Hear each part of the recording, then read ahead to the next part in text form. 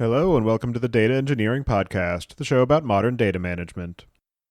When you're ready to build your next pipeline and want to test out the projects you hear about on the show, you'll need somewhere to deploy it, so check out our friends over at Linode.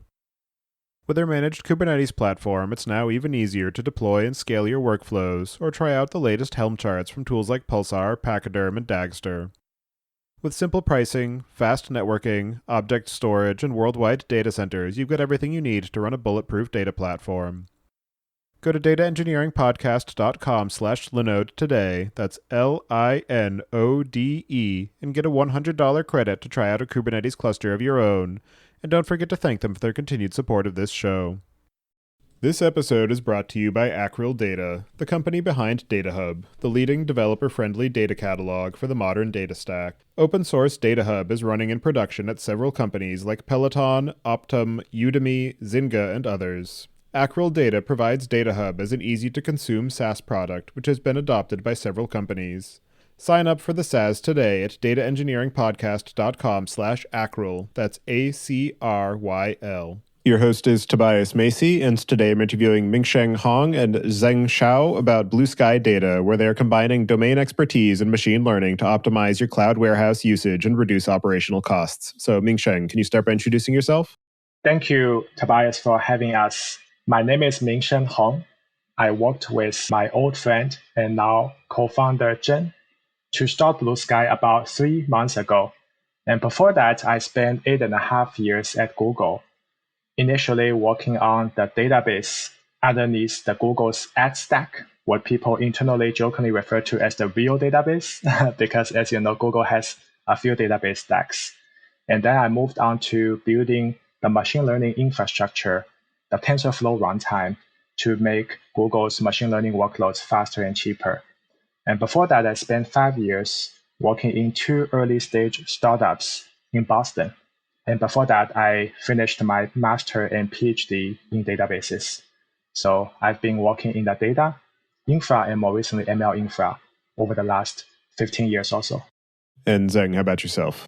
Yeah, so my name is Zheng. I'm the CTO and co-founder of Bluesky Data. Very nice to be here. So for myself, I started my career after I graduated from UC in 2005, when my first job was Yahoo, working on the web search engine. One system I got to know from that day is the Hadoop, right? At that time, it was a kind of a small incubating project. I didn't realize how it will become later in the industry. Then in 2008, I joined Facebook and became one of the first developers on the Hive project. Hive as a project was the internal project at Facebook at that time. Again, we didn't realize how big the impact it could make to the big data industry in the later years. I spent 2.5 years on the Hive project and then moved on to stream processing at Facebook and started that team. And later moved on to databases like MySQL and RocksDB. After being at Facebook for 6 years, I went to Dropbox, worked at Dropbox infrastructure for about 1.5 years. Then at the end of 2015, I joined Uber as the head of data infrastructure. And then soon I transitioned back to IC and then worked on the Uber's data architecture, where we scaled data architecture for about 1000x in terms of the data storage in the last 6 years. And my personal contribution in the last 3 years was about cost reduction of the big data at Uber. And we were able to reduce that by about 1/3, 3 years of journey. So with many contributors into the project. And then recently graduated as a distinguished engineer from Uber. And started Bluesky together with Mingsheng. And Mingsheng and I actually got to know each other from our common friend's wedding back 18 years ago. So we are in the same industry, talking with each other over time, although we never worked in the same company until Bluesky. But we actually know each other really well. That's also why we decided to team up together a couple months ago to start the company. Yes, on that last point, I'm very thankful that Zheng held out for me to start a company together. As you folks might know, a large portion of Uber's former data eng team members have been out starting their companies, such as OneHouse and others. And a large portion of modern data stack are now, being operated by the alumni from Uber. So I'm very thankful to have an opportunity to start Bluesky with my old friend Zheng. In terms of the actual Bluesky project, can you give a bit more detail about what it is that you're building there and some of the story behind how it came to be and why you decided that this particular problem was what you wanted to spend your time and energy on? Sure, I can start. So as Zheng mentioned earlier, we reconnected last winter, and we're looking for new opportunities. And one of the areas that excites us both is data cloud. We both see that the market leaders, such as Snowflake, Databricks, are doing extremely well. They're already very successful and iconic business. At the same time, based on Gartner and other research, there is a $40 to $50 billion market for data warehouses. And that suggests to us that a majority of the data is still on-prem. And over the next 5 to 10 years, we think this is no longer a question of if, but a question of when regarding how people would leverage the power of the cloud for future analytical data management. And this is where we both think that this is a very early opportunity and there's a lot of room to improve, and to help people fundamentally change how they manage data by leveraging the power of the cloud. And specifically, we started by discussing our own career experiences. And one of the areas that we are both passionate about is in making data warehouse and analytical computation faster and cheaper. And as we reflected on our own experiences working at some of the world-leading tech companies, we feel that this is a pretty prevalent problem. When it comes to big data efficiency, everybody is kind of doing it wrong. There's a lot of room for improvement. And then when we started talking to our friends who have been running data cloud instances in their own companies, this also really resonates with them. We didn't really have a concrete product at that time, but we've already been receiving invitation to go to some of the current leaders of different industry spaces, such as the crypto, online grocery, shopping companies, to help consult and help them optimize their data cloud workloads. So then we started talking to the investors, and soon things clicked really well. And that's how we started this Bluesky journey. Our initial focus is to help Snowflake users improve their cost efficiency in running the data cloud workloads. Exactly as Mingsheng said. So one of my most memorable experience in my previous company is sometimes one big data pipelines can eat up a lot of resources and cost the company a lot of money if it was not optimized well. Right? So there was one pipeline that was running for more than a year at the company, and we didn't notice that. But once we noticed that it was really expensive, costing the company something like $250,000 a year, right? So we dig in and then try to optimize that. And then we were able to reduce the cost of that query by something like 1000x, because that query was trying to reprocess all the historical data every single day. Instead, we changed that to incremental computation, and the cost dramatically dropped down. And that is one example that really supports the case that Mingsheng mentioned. There were so much opportunities to improve the big data efficiency, and a lot of times the owner of the data platform may not even know how much opportunities are there.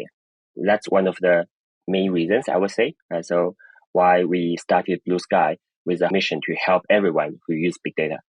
And you mentioned that your current primary focus is on customers of Snowflake, which is definitely one of the larger platforms that people are using for managing their data warehouses. But there are also a number of contenders that have significant market share, most notable probably being BigQuery, but then there are also Redshift, and particularly with some of their newer architectural designs to be able to make their platform more scalable.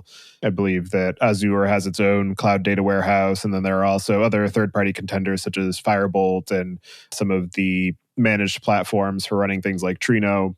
And I'm wondering what your selection process was for deciding that Snowflake was where you wanted to spend your initial energies, and what the sort of design approach has been to be able to make your current tooling adaptable to some of these other technologies to be able to give people some of the similar benefits of what you're currently focused on providing to Snowflake users.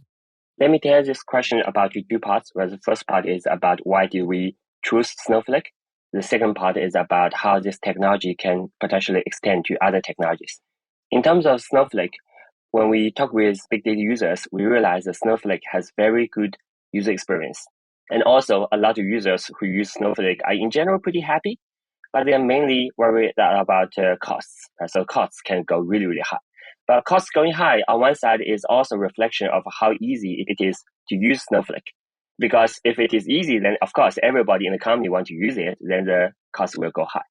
And that's exactly where Bluesky can quickly come in and provide values. So to reduce the cost, to make the queries run consistently fast, and so on. Other technologies that also has SQL interface could definitely benefit from the same technologies that Bluesky will be building. But for the beginning, we want to focus on one technology first. And also on that front, I have one note might be useful for everyone, is when we look at these new generation technologies, every single technology actually has its strengths, right? So some of the users are asking us saying like, hey, shall we move from A to B or B to C or C to A? Like our advice is don't move around, right? So because data migration is a huge pain, it's a lot of costs. And we would rather have our users, let's say, stay with one solution, and we can help users to make that solution work better for their use cases. So coming back to your second question, right? So we do plan to extend to other technologies other than Snowflake. And we will also try to kind of urge users, right? Don't move around too much because every technology has its strengths and its drawbacks, right? And Bluesky hopefully at some point will be help you, even if you are working on technology that we are not working on yet. We picked Snowflake also because, as we mentioned earlier, some of our friends happen to be managing Snowflake instances, and they are in pretty strong need of our help.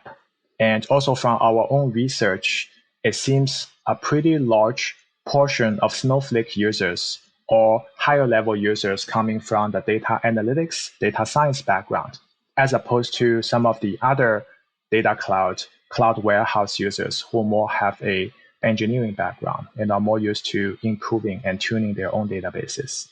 And as Zheng mentioned, we will look to expand our optimization for other data cloud products. The other thing worth mentioning is when we started Bluesky, we also explored the option of building yet another query engine, just like everybody else, as you mentioned, Tobias, right? Firebolt and whatnot.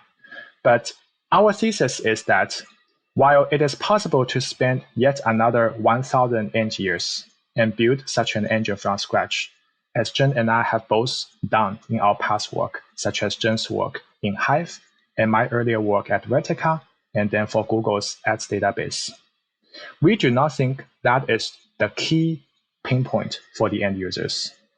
My own belief is that if you build a query engine from scratch, let's say starting 2-3 years ago, the end result might be 5-10% better than a state-of-the-art engine. I don't think any engine can be, in average, 5 to 10x better. It's possible to be better in such a magnitude on slice of the workloads, but in average, I do not believe that would be the case. Instead, the bulk of the improvement in terms of both performance and cost is in tuning the database product, the query engine, based on users' workloads. That is often overlooked. So we believe kind of a dirty secret in this industry, as Zheng also alluded to, is that when user claims when they move from database product A to product B, they got 5 to 10x better, faster, cheaper, it's not the product per se. It is because they did a clean house. We thought about the database schema design, thought about the physical schema design with indices, materialized views, and so on. And so why don't you just stay with your current database product? And if you do make the same efforts, you could achieve similar results. And that is why we are starting by helping our users migrate from Snowflake to Snowflake in some sense, by doing the house clean and help them optimize for their workloads. And we will do the same with the other products, including possibly products we will build in the future. That being said, it is possible in the longer run, there's more room for improvement across the different products. They're so-called the right tool for the job, as Professor Mike Stonebreaker often likes to say. And so it's also important to map the right slice of workload to the right underlying tool and infrastructure. And that's something we would also look into. The interesting element of what you're building at Bluesky is that it parallels what a lot of application and infrastructure teams are dealing with in their adoption of cloud technologies, where it's very easy to get started. There's a good user experience of being able to put things into production, but then it becomes difficult to actually track what your spend is going to be, predict it, understand how different application architectures or system architectures are going to impact your overall costs to be able to run these systems. And I'm wondering what you see as some of the commonalities and differences between the compute and storage optimization that cloud bill sort of optimization companies are doing and what you're doing at Bluesky to optimize the utility and costs of Snowflake users. Indeed, Tobias, as you mentioned, there has been a pretty large industry of cost optimization and cost visibility companies over the last 5 to 10 years on the public cloud space for AWS, GCP, and Azure. We have talked to friends from companies like Cloud Health that was acquired by VMware a couple of years ago. And there's a lot of good learnings. Between these companies and Bluesky, we see a couple common elements and some differences. So to start with the common elements, first of all, cost visibility is the foundational element. Without understanding how the cost is attributed to individual computational jobs, or in the case of data clouds, individual query jobs, SQL query jobs, then it is hard to understand which internal users and teams in the company is using the most. So we need to provide the kind of visibility and accountability. Some of our users refer to this as the wall of shame. We don't use this phrase, but we supply the technology that users could adopt for their own policy. Interestingly, in the case of Snowflake and other data clouds, even though the underlying products would provide the kind of cost visibility in terms of how people are using the data warehouses, they do not provide the attribution of the cost to individual query jobs. Some users get surprised by that, but there is a technical reason behind it. As you know, once users starts a data warehouse, they pay based on the seconds, based on the time duration they use. So during that time window, it doesn't matter if they don't run any query, or let's say they run 3 concurrent queries. For that reason, there is no direct attribution from the cost people pay to the individual queries they run. And the first thing we did when we built our first product called Bluesky Mission Control is to implement a little algorithm that is part of our secret sauce that allows us to attribute the cost to individual query. And thanks to that fundamental element, we can now aggregate a query based on the usernames and the teams, the organizational structure, and so user can go and provide visibility and accountability. We can also help find some top K, most expensive queries or query patterns so that we can work with the users to prioritize which queries should be tuned. So I want to say the first common element is cost visibility, but when it comes to data clouds, there is some technical barrier in implementing and providing the cost visibility properly that we were able to crack the puzzle. Second common element is to pick low-hanging fruits first when it comes to cost optimization. So in the case of the public clouds, it could be revisiting the VM size, the container size. And for us, it could be the data warehouse size. It could also include the resource utilization, and we configure the warehouses or the VMs to reduce idle time. And one story I would like to share here is when we engaged our trial users, in the first 2 to 3 weeks, we managed to identify about 20% of overall Snowflake cost for them that could be optimized away. So both parties are very ecstatic about such findings. And part of the reason for why we're able to land such large impact initially is because there is low-hanging fruit. We can help them find very expensive jobs that based on users' review, they don't add much business value. So some of them can simply be thrown away. And the rest, we would provide suggestions for optimizing them. So picking low-hanging fruit is important. And the last common element is we plan to charge our product based on the value we provide, so-called value-based pricing. So in our area, since cost reduction The savings is one of the key values, not the only one. We also help people analyze more data faster and help the data eng team and the CIOs gain more cost visibility. But when it comes to cost savings, our thinking is to charge a percentage of the savings we actually lend to them, thereby fully align with the user's interest. And that is also a kind of common best practice by the other public cloud cost optimization tools. In addition to these common elements, there are a couple key differences. The first one I want to say, I already mentioned, even computing cost visibility requires some non-trivial data infra internal expertise, some understanding. So this is not something that average Snowflake users would be able or would be willing to do themselves. And that is one of the key values that we offer. And the second one is for the public cloud computation, the workloads, the user jobs tend to be opaque to those vendors, to the products. In contrast, the SQL jobs and SQL queries are transparent to us.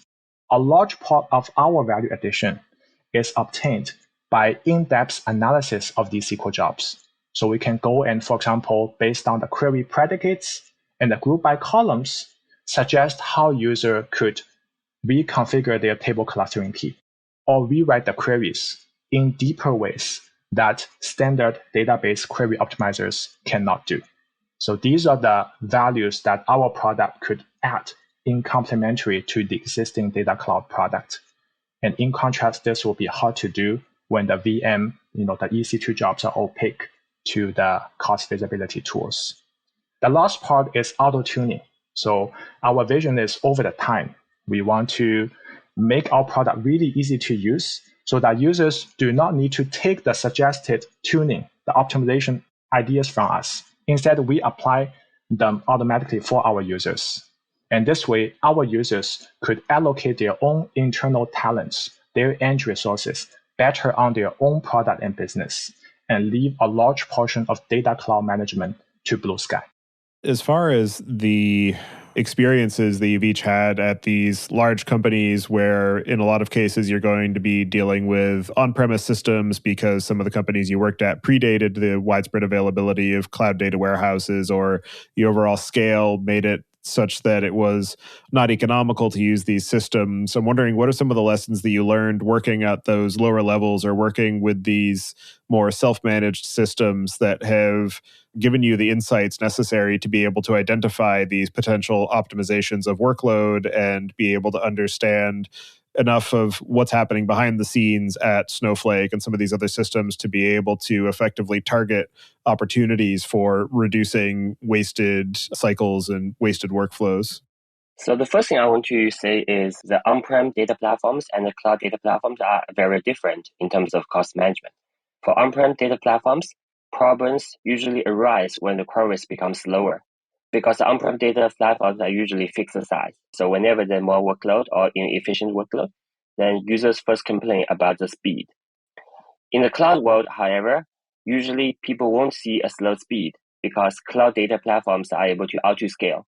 The only surprise the user get is at the end of the month, they suddenly see, whoa, their bill actually is 10x bigger than last month. So that is one very big difference that we all realize. The fundamental similarity between the two is the new workload coming into big data can be very hard to manage, because one of the main reasons why all the companies need, let's say, data engineers and data scientists is to write new jobs. So by definition, the workload on the data platforms are not stable. If it's not stable, the cost will grow. So the question is, how fast to grow is normal versus not normal? There's a lot of interesting analysis inside those and can be helpful for us to figure out which ones are not good. I would say one lesson that we learned in this is whenever the cost is small, don't try to install a lot of new systems. Right? So in my early experience, the complexity of the data infra sometimes can kill the team.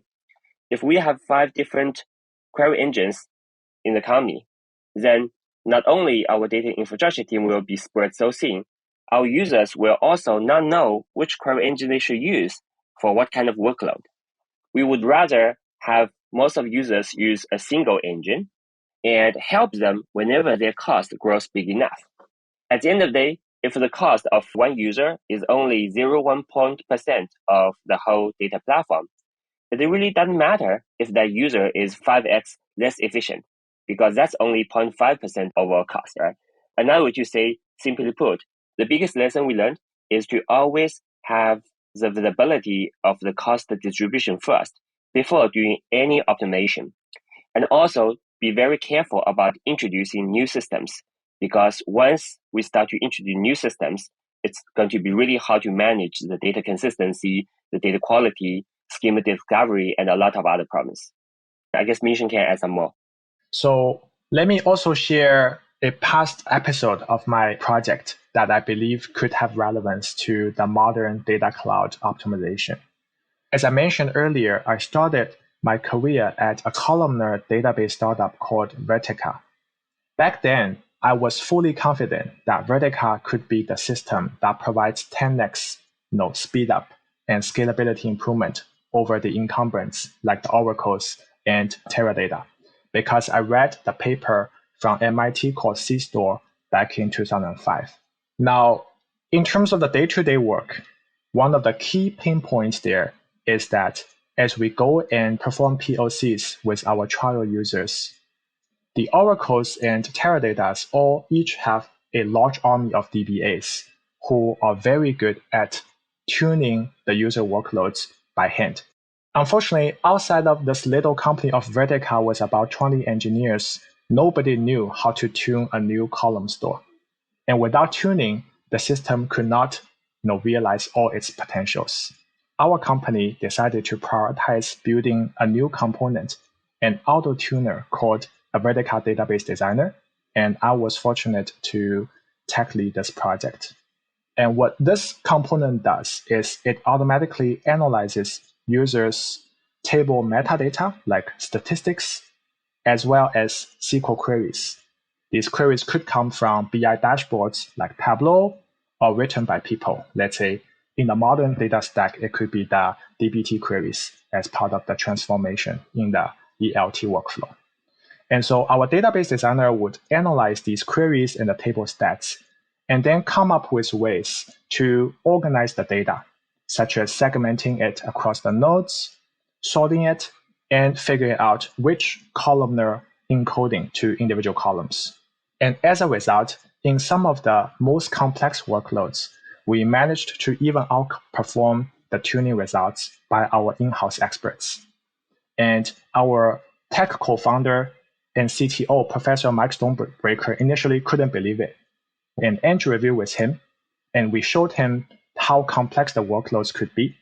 Back then, Vertica has some of the largest users, such as the Singas. Some of those workloads contain hundreds of tables and thousands of queries. And it became clear that no single database expert, not even a hardworking startup engineer, could manage to tune all of the queries. So that is the power of having an algorithm-driven auto-tuner. And I believe in the modern era, the similar technology could be applied to data clouds such as Snowflake in terms of configuring the table clustering key, as well as creating materialized views and other forms of indices that the data clouds will support.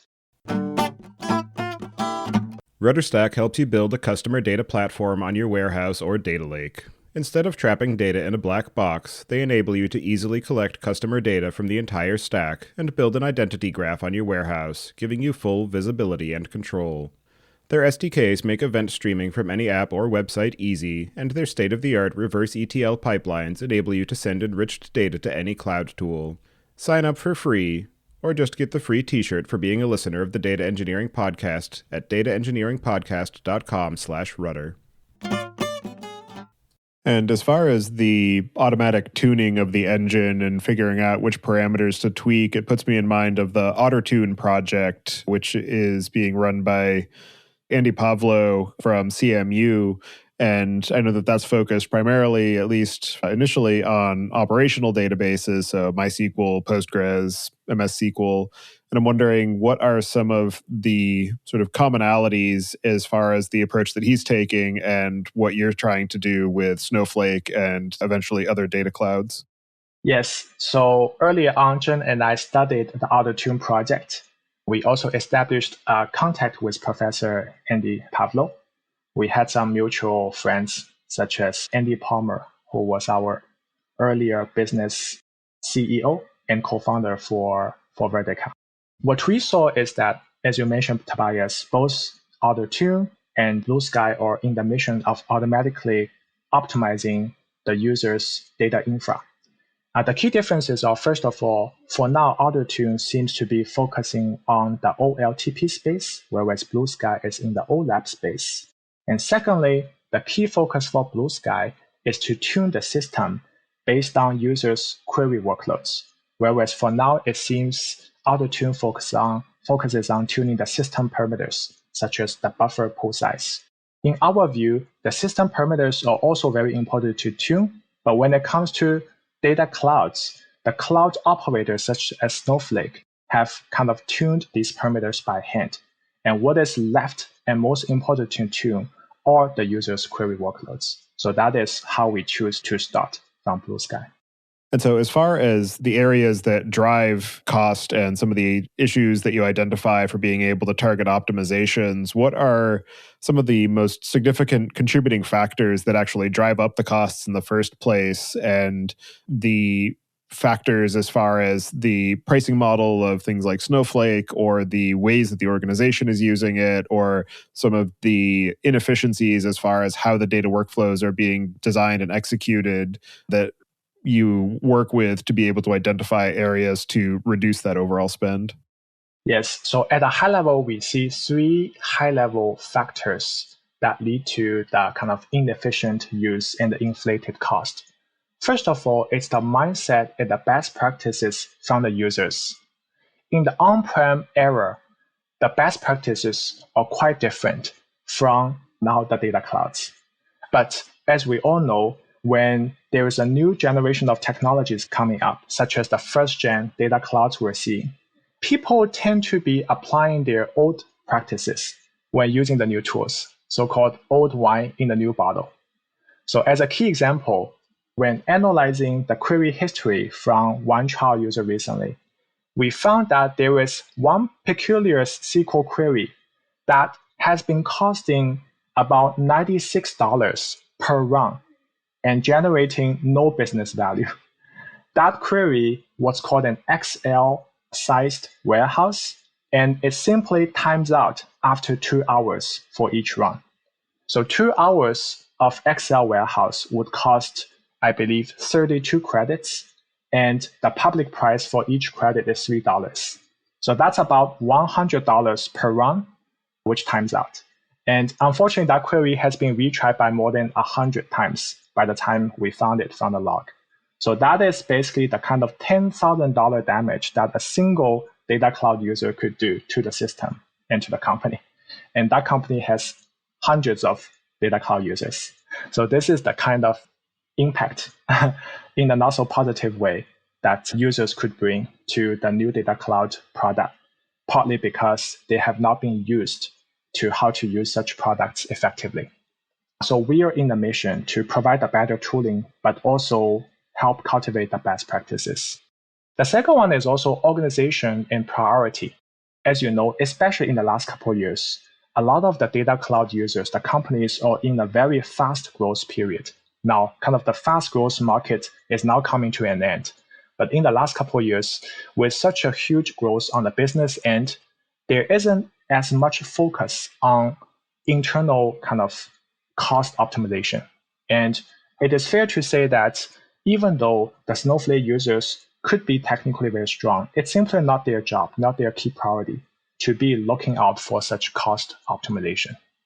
And last but not least, as we mentioned earlier, as a first generation data cloud, we also believe the current technology and the product has room for improvement. So this is also where we would be focusing on for the next 5 to 10 years in Bluesky. And in terms of the actual technology that you're building, you mentioned that your initial product is called Bluesky Mission Control. I'm wondering if you could just talk through some of the design and architecture of that platform and the different signals that you're hooking into for being able to identify opportunities for cost optimization and performance tuning. So there were a couple of different signals from simple to complex. The first one, the simplest one, is the utilization of the warehouse. When we look at the Snowflake warehouses, sometimes there's the idle time before the warehouse is shutting down. Sometimes can be also the interval idle times before the last query finish and the next query starts.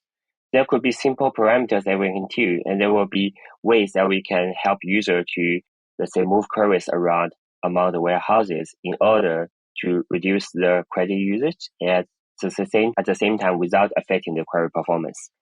And then the next step above that is look at the query text itself. So some of the queries user write may not be in the optimal format. To give one example is where people want to read the last 3 days of data. The right way of writing the query would be where the timestamp colon greater than something, right? But we noticed there were also cases that people write it in a way in like where the date of the last timestamp greater than today minus 3. So the main difference between these two writes is the first way of writing can be easily pushed down as a predicate into the storage engine and make the query extremely fast. But the latter way of writing could have issue because the query engine may not be able to push it down using the range of the timestamp column to filter out those data blocks, let's say the table micropartitions that could not be actually pulled out. So those single query writes are very helpful, and a lot of times user can take those signals and just apply to their warehouses, apply to their query history, and they get the wins immediately. And the most complex signal that we're looking for is looking at the whole query history for the whole day or the whole week. And we identify the queries that are similar to each other. Those queries can be considered as incremental computation, but are actually computed from scratch every time. And find out ways that we can make the computation shared through technologies like materialized view or pre-computed results or cached subqueries, things like that.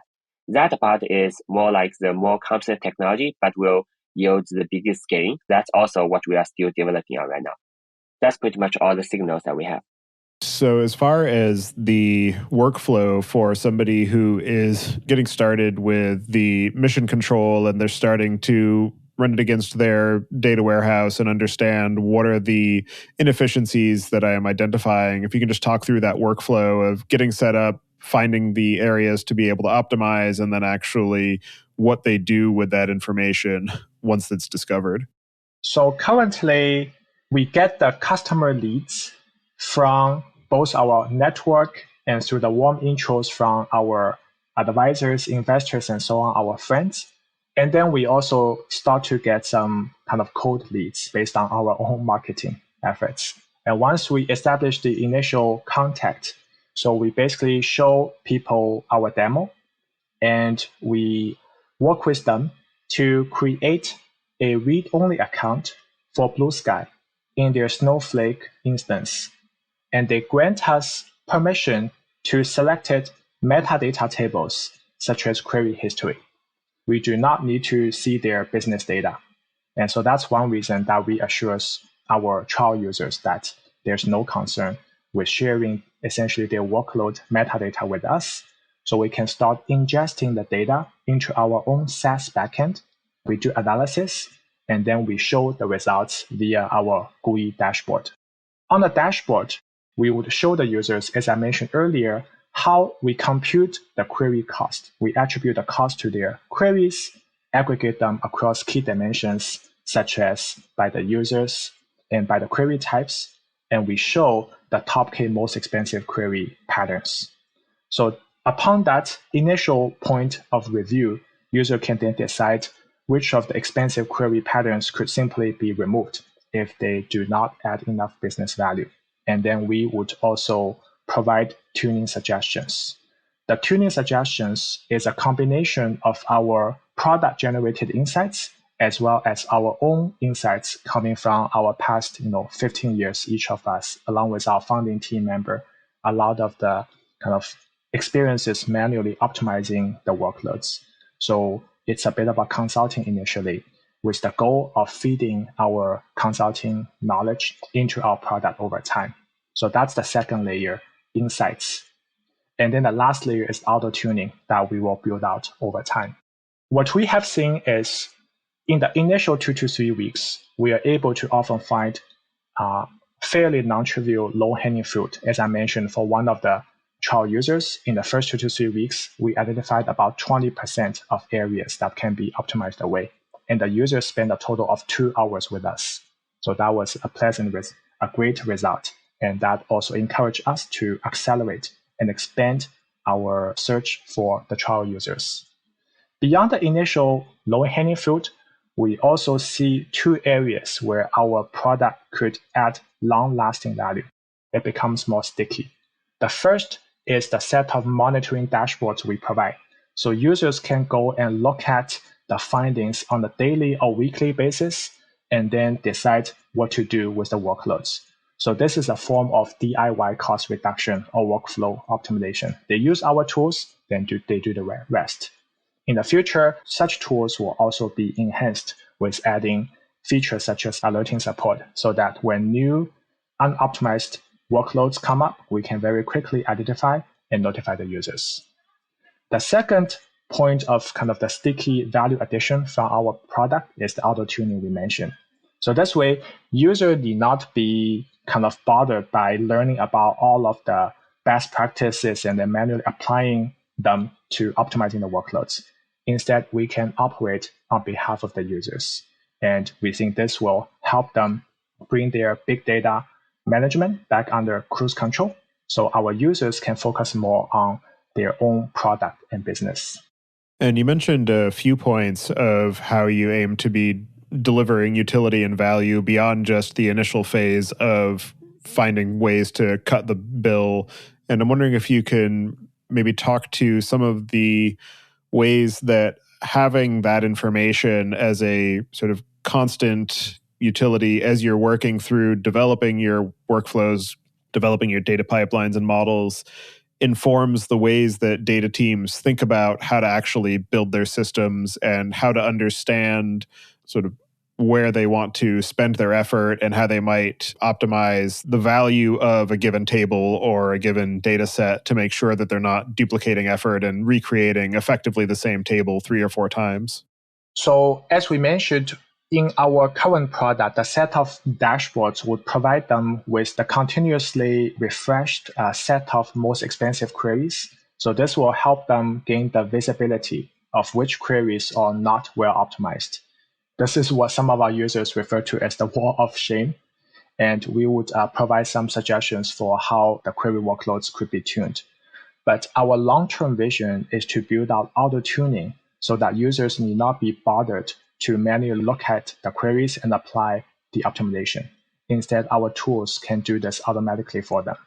To add on to that, so the opinion from Bluesky is that users of Snowflake and so on should focus on the business value, right? So they should not spend too much time thinking about, let's say, cost efficiency or automation, because those are the things that ideally platform should provide by itself, right? That's also where Bluesky want to help, right? So if the data team have to spend a lot of time to think about how to optimize their data usage, then they probably are not spending enough time with their main business, right? Which may not be good for the business itself. That's kind of the message. That's kind of the opinion that we have in general. So I think I got your question, but once there are too many best practices, right? So that distracts user from doing their main jobs. Yeah, if that makes sense. Another thing that I'm curious about, if you've gained any insight on it, is how the tool chain that data teams end up using can contribute to either building more efficient or more wasteful pipelines, where maybe if they're using something like dbt, they have a better sort of core utility of reuse of data sets versus if they're doing a lot of manual table definitions and workflows or custom code, or if there are different sort of styles of data modeling that can contribute more to wasted spend or duplication of effort. So, whether it's Data Vault or Snowflake or wide tables, and just how the sort of tool chain and data modeling and organizational considerations all factor into the ways that impacts the cost at the end of the day. Yeah, it's interesting, Tobias, you mentioned dbt. So one interesting anecdote I would like to share is the following. So let me start by giving the caveat. It's not the adoption of dbt itself that made the quality of the code better or worse. In fact, it probably made it better because dbt has the help with people for managing the SQL code.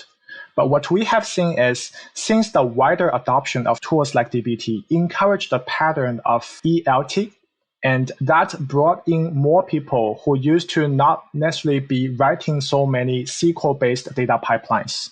And since they need to deliver the new pipelines under business pressure, as you kind of alluded to, some of them would go and copy paste 600 lines of CTE, common table expression, SQL code from somewhere else.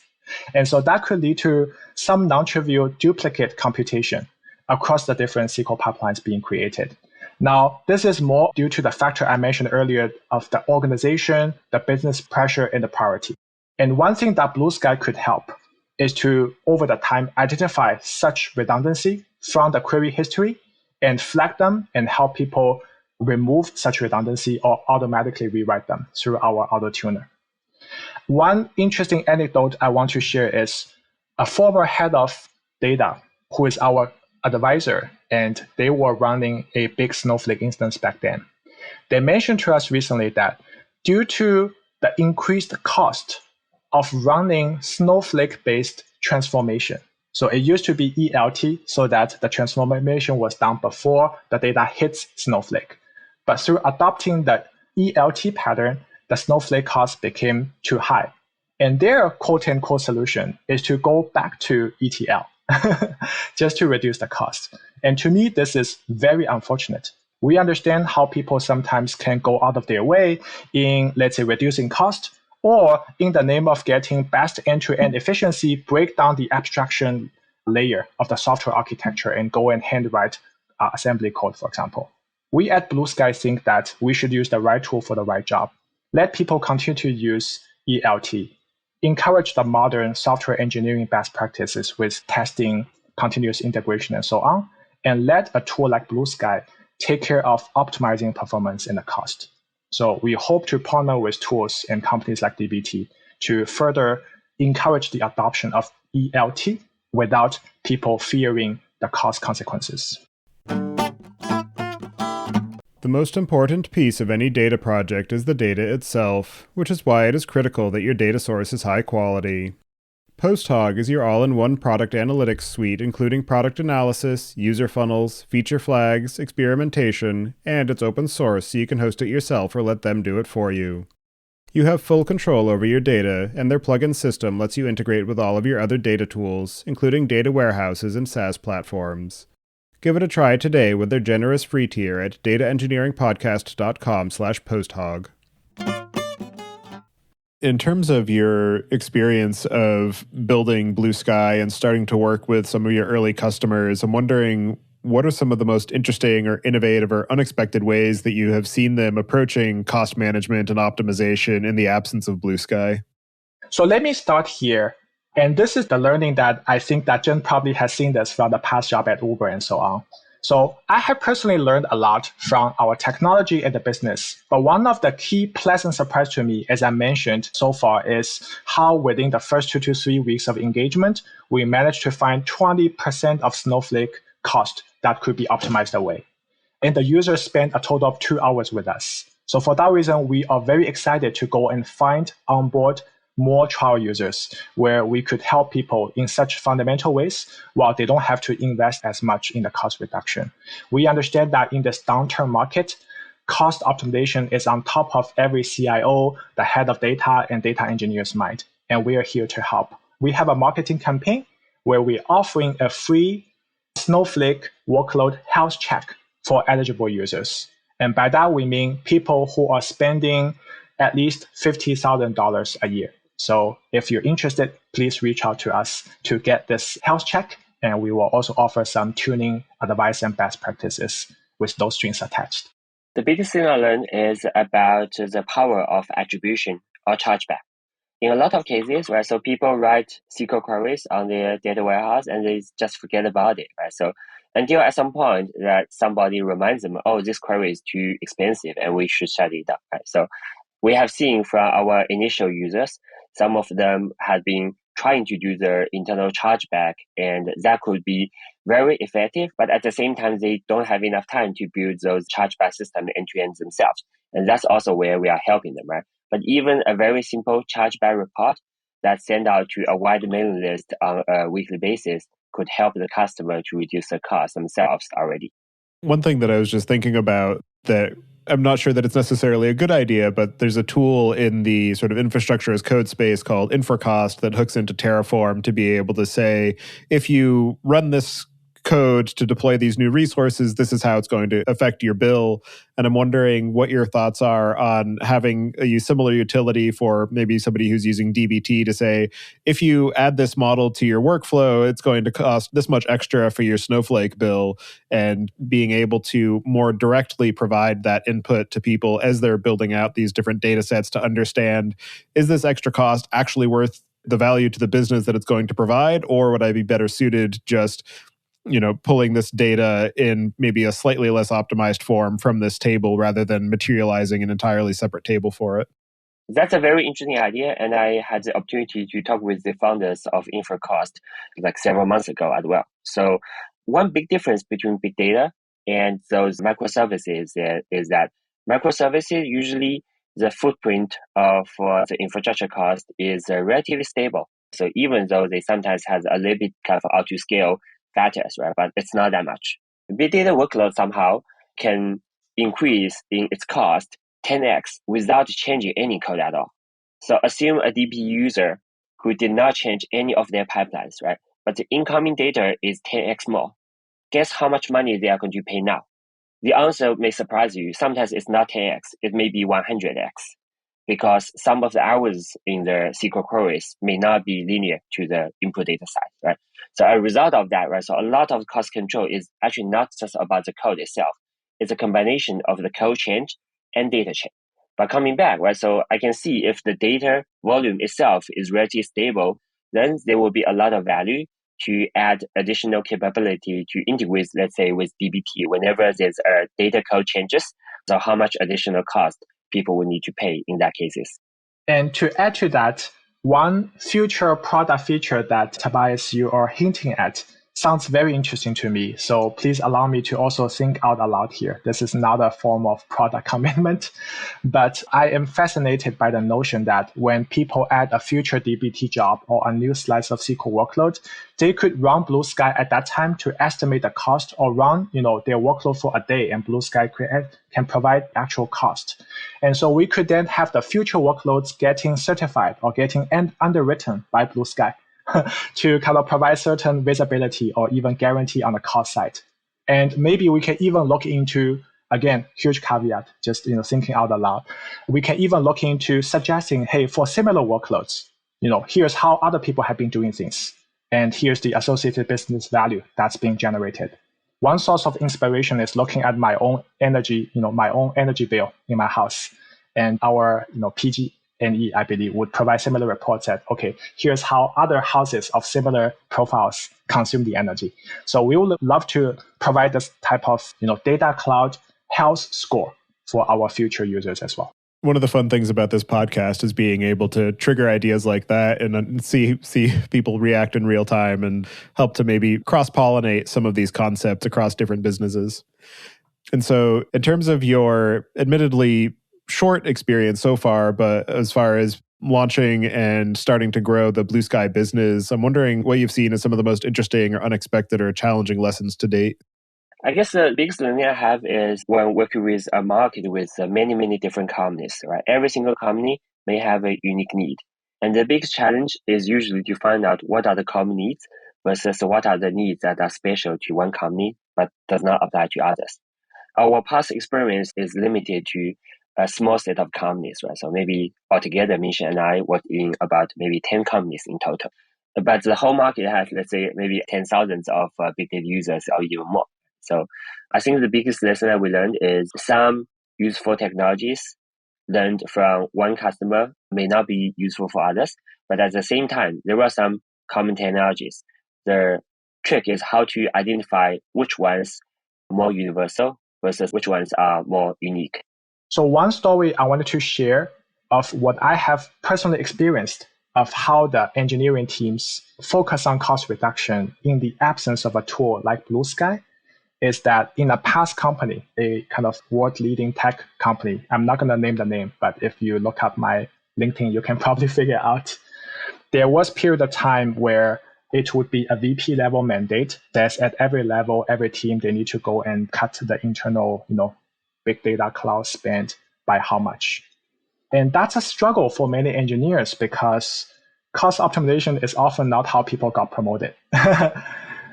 So it's a constant battle of how managers and senior leadership would want to prioritize such one-off event and how much resistance the underlying, the individual engineers feel. And so with a tool like Bluesky, we think we can really help with the data engineers out there that we think might face similar challenges where the company would tend to value rightly how people contribute to their business, to their product and business, not cost reduction. So why not leaving the work to us so they can focus more on how they will get measured in their performance? Aside from the obvious answer of customers that aren't using Snowflake currently, what are the cases where Bluesky is the wrong choice and teams might be better served doing their own cost optimization or efficiency tuning versus using a service like what you're providing? Yes, if you are not using Snowflake today, unfortunately, you have to wait a little. But please do tell us if you are on Redshift or BigQuery or other data cloud so that we can prioritize accordingly. Another type of users who may not be a great fit for Bluesky is if they do not care about the cost. We don't think anyone has unlimited budget, so that can be ruled out. So the remaining case is people who think they're paying very little. So indeed, if they are only paying hundreds of thousands of dollars a year, then this is too early.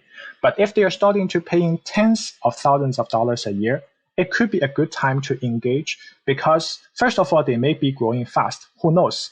The point of using Snowflake is so that it's so easy to use so they can ramp up fast.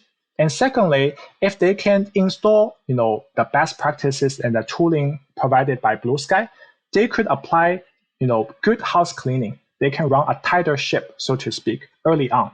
To provide an example, we would encourage people to apply query tagging so that they can easily identify for what business reasons or which business units send which queries, and not just rely on the warehouse names or the usernames. And with query tagging, it makes it easy to generate better dashboards, better reports regarding the cost visibility that we mentioned earlier. So these are the things that we could provide. Not to mention that our dashboards, we are not going to charge any high cost. We will just provide with good best practices. And down the road, if we can help you with cost reduction, then we would want to take a percentage of that. So our interest is fully aligned with our users. As you do continue to build out the product and work with some of your early design partners and onboard new customers, what are some of the things you have planned for the near to medium term and problems that you're excited to dig into? For the medium term, from our discussion with customers, we realized there are a lot of people who are using non-Snowflake cloud data warehousing, let's say BigQuery, even Redshift or Databricks SQL, things like that. And we definitely want to extend our offering to other data warehouses in the cloud in the medium future. And to add to that, one thing I am excited about in the medium to long term is to apply even more machine learning to our internals. Right now, we are leveraging a lot of our own kind of human expertise accumulated over the past decade or two. But over the time, we think we will want to further automate the tool and make it adapt based on users' workloads with more machine learning practices. I mentioned earlier that I spent a couple of years working on machine learning infra and making ML workloads faster and cheaper. So that's an area that we think we can apply to our own Bluesky internals. And the other part is also provide better integration of ML support on top of a data cloud platform. Are there any other aspects of the work that you're doing at Bluesky or the overall space of data cloud cost optimization that we didn't discuss yet that you'd like to cover before we close out the show?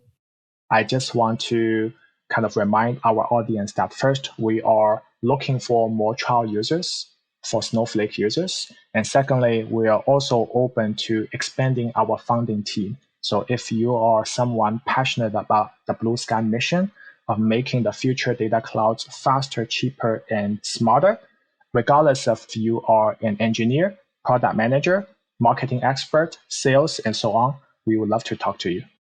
All right. Well, for anybody who wants to get in touch with either of you and follow along with the work that you're doing, I'll have you each add your preferred contact information to the show notes. And as the final question, I'd like to get each of your perspectives on what you see as being the biggest gap in the tooling or technology that's available for data management today. When people hear the term gap, the initial reaction is to fill in the gap with adding one more thing. I recently heard of a book recommendation from a friend called Subtract. And my own mindset is also often less is more. I am increasingly worried about how complex the surface area has become in the modern data stack for our users. I think it's partially due to the hot venture capital over the last couple of years, but of course also due to the strong innovations from the founders and engineers. But we think this is not sustainable. I do not see how a future data eng team can continue to learn about dozens of the tools and figure out how to put them together. So I am in for continue to add innovation and possibly complexity under the hood, kind of like an iPhone, but the surface has to be very, very simple. And part of what Bluesky could do to contribute to that mission is we could provide a simpler surface layer where people could send queries to us, and we help them figure out which query workloads should be mapped to which underlying query engines and data clouds. That is, by the way, also the genesis of our name. Above the clouds, the sky is supposed to be blue, and that is the layer we want to build and contribute to the modern data stack. I'd like to add to mention one more thing is about the technology gap itself. Is although big data as a technology has improved a lot of other industries, so we are yet to see how big data as a technology improve itself through dogfooding. Think about the query history that we have accumulated in our system, right? Think about all the metadata information we have collected, right? How much analysis, how much machine learning are we doing utilizing that information? I think that's an open area and open question for many of us to explore. And I believe the result of that will be exactly what Mingsheng mentioned, a simpler surface area. The data system doesn't have to be that complex if we are able to utilize the metadata that we have collected and use machine learning technology to kind of guess what user need instead of always ask users to specify what exactly they need every time. All right. Well, thank you both very much for taking the time today to join me and share the work that you're doing at Bluesky. It's definitely a very interesting problem space and an interesting approach that you're taking. And it's definitely great to see people who are trying to make it more cost-effective and efficient for people to take advantage of some of these technologies and drive the value in their business. So thank you both for all of the time and energy you're putting into that. I'm excited to see how it progresses from here, and I hope you enjoy the rest of your day. Thank you, Tobias. It's been a pleasure. Thank you.